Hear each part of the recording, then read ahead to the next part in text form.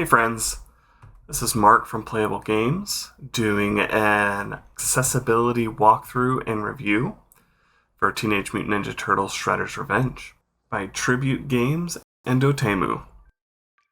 So, when I was a kid, Ninja Turtles was pretty much at the top of my favorite shows.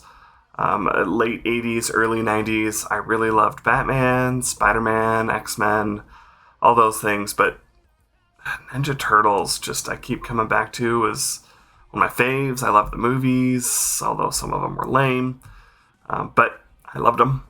So this is very nostalgic for me, and a good nostalgic review for me to see how it works for those with visual, auditory, cognitive, or physical impairments. So as you can see, I've actually already beat the game. That's how I unlocked Casey Jones. But we'll kind of go through and I'll show you some things within the game that are your settings, because there are not many settings.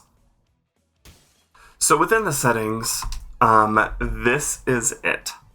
All audio settings are within here. Visual settings are within here, everything. Now these are the extent of the visual settings. You can go full screen, windowed, and turn on VSync. There is no color blindness setting.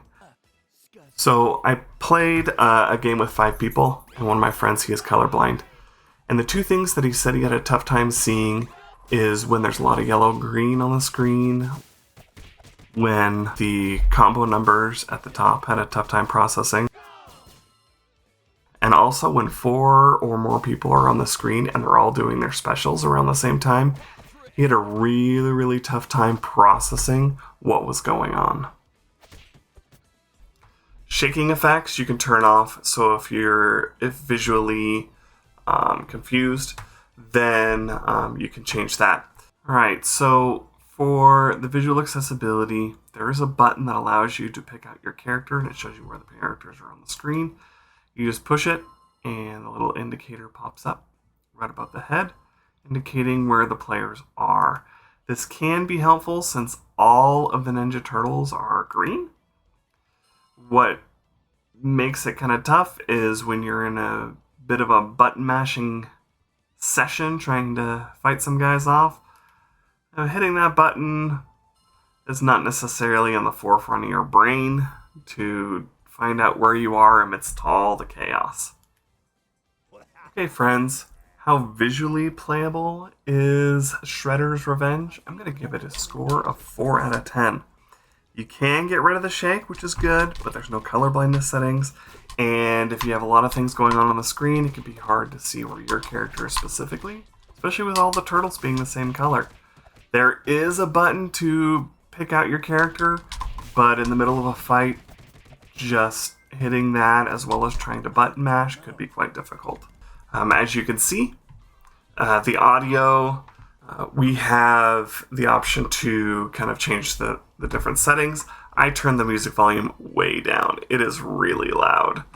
So I like to hear the sounds, I like to hear the voiceover, but as far as the music, I can hear it just fine right now.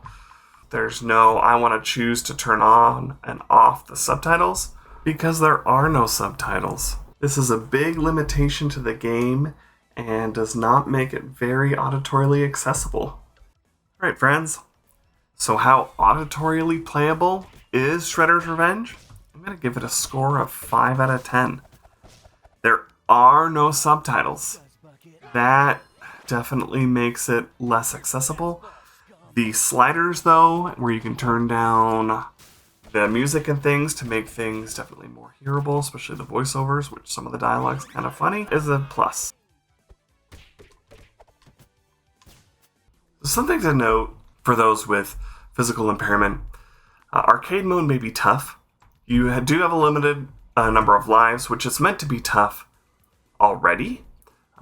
Being arcade, and when you run out of lives, you have to start all over. Story mode, you run out of lives, and you can replay that level once again. And there are different difficulty levels. And so you do have that option when you do start a game to choose how difficult you want the game to be. And so with a motor impairment, you can choose the easy mode. In looking in the options menu in the game, you can turn on and off vibration if that is difficulty for you. Grab escape, I put to hold. You can mash a button, but for hold, a good motor setting. Now flick sprint, this is a motor setting, and this gets kind of tricky. So I tried this out, and flick sprint, it wasn't consistent.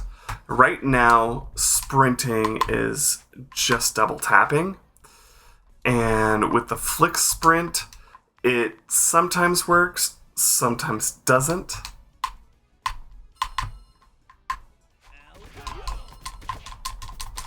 And so it's just, to me, the way to go is to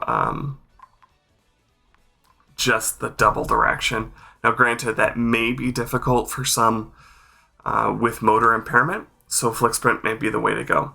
Automatic back attacks, yes. For those with motor impairments, definitely use, because if a guy comes up behind you, then you're not having to push the other direction towards them to attack them. It'll automatically attack backwards, which is really, really nice. Something to note with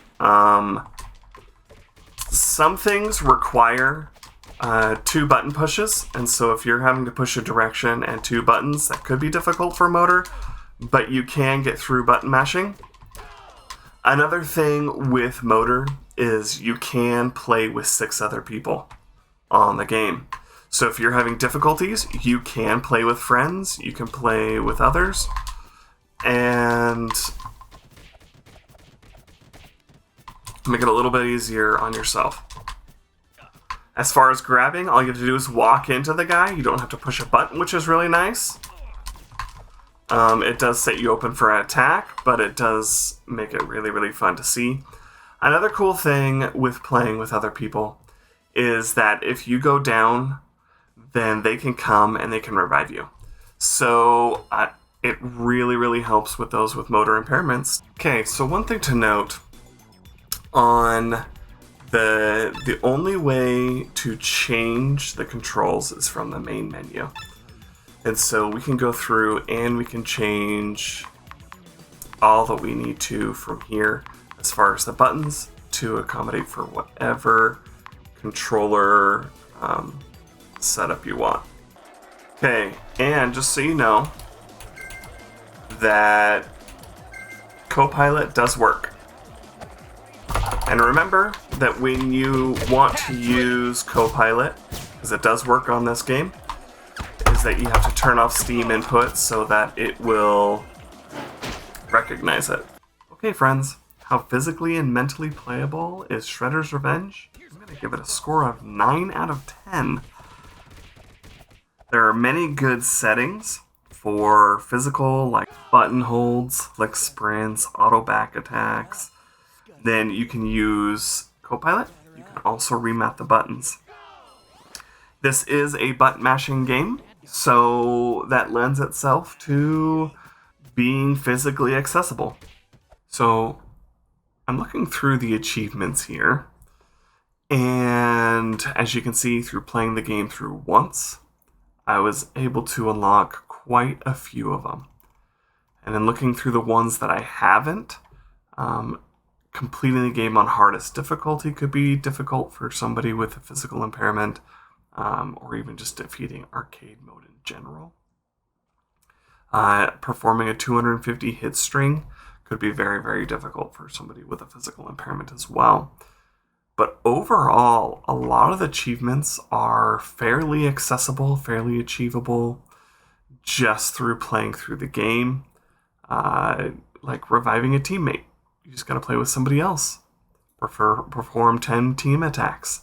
It's very achievable, mostly. So if I were to say how achievable or obtainable the achievements are, I'm going to give it an 8 out of 10.